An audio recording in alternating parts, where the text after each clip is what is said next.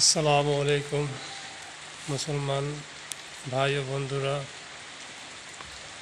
দেখেন, রাত থেকে বৃষ্টি, বাতাস এবং বজ্রপাত আল্লাহ তালার রহমতে, আল্লাহ তালার হুকুমে শুরু হয়ে গেছে। এই দেখেন, ফজরের পরের অবস্থা এখনও ঘুটঘুটে অন্ধকার, কোনো কিছু দেখা যাচ্ছে না।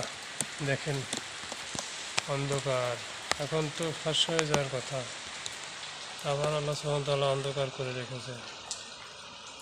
আর আমরা আল্লাহর বান্দা হয়ে এখন পর্যন্ত মুসলমান হয়ে তার ঘর মসজিদে এসে নামাজ আদায় করতে পারি না। কত বড় পোড়া কপাল আমরা, চিন্তা করেন।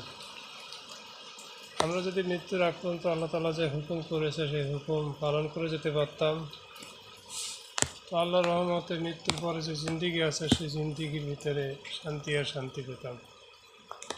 আমরা তো সেটা করতে পারি না, অতএব আমরা আশাও করি না যে আমরা মৃত্যুর পরে যে জিন্দিগি আছে সেই জিন্দিগিতে সুখে এবং শান্তিতে থাকতে পারবো।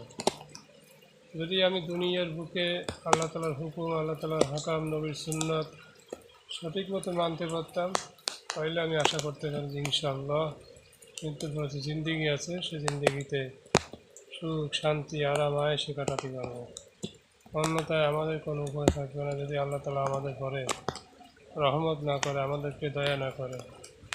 আল্লাহ তালার সমস্ত কিছু সৃষ্টি, আর সৃষ্টির শ্রেষ্ঠ মাখলুকাত আল্লাহ তালা আমাদেরকে করেছেন।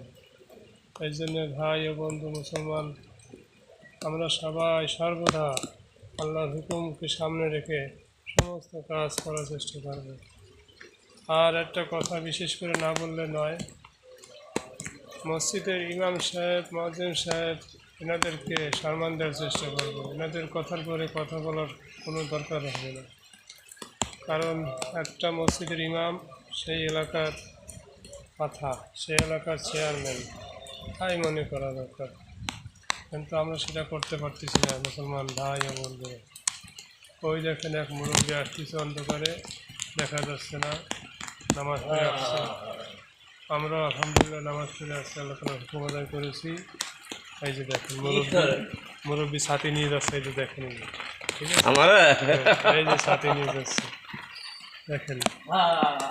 হ্যাঁ, এই জন্য মুসলমান আর ভাই ও বন্ধুরা, ফজরের সময় ঘুমাই থাকেন না। ফজরের সময় আল্লাহ তাআলা রহমত, বরকত, রিজিক সমস্ত কিছু দান করে।